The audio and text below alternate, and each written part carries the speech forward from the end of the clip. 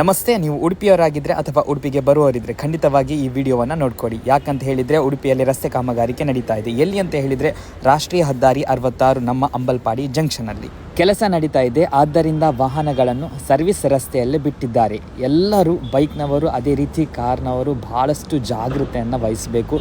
ಯಾಕಂತ ಹೇಳಿದರೆ ಎಲ್ಲ ಕಡೆ ಸೂಚನಾ ಫಲಕ ಹಾಕಿದ್ದಾರೆ. ಆದರೂ ಕೂಡ ಅದರ ಜೊತೆಗೆ ನೀವೇನಾದರೂ ನಮ್ಮ ಬ್ರಹ್ಮಗಿರಿಯಿಂದ ಕಡೆಕಾರ್ ಕಡೆಗೆ ಬರ್ತೇನೆ ಅಂತ ಹೇಳಿದರೆ ನಿಮಗೆ ಒಂದು ಆಪ್ಷನ್ ಇರುವಂಥದ್ದು ನಮ್ಮ ಮಲ್ಪೆಯಲ್ಲಿರುವಂತಹ ಕರಾವಳಿ ಜಂಕ್ಷನಿಂದ ನೀವು ಬರ್ಬೋದು. ಅದೇ ರೀತಿ ರಾಂಗ್ ರೂಟಲ್ಲೇ ಬರಬೇಕಾಗುತ್ತೆ ಸರ್ವಿಸ್ ರೋಡ್ ಇರೋದ್ರಿಂದ.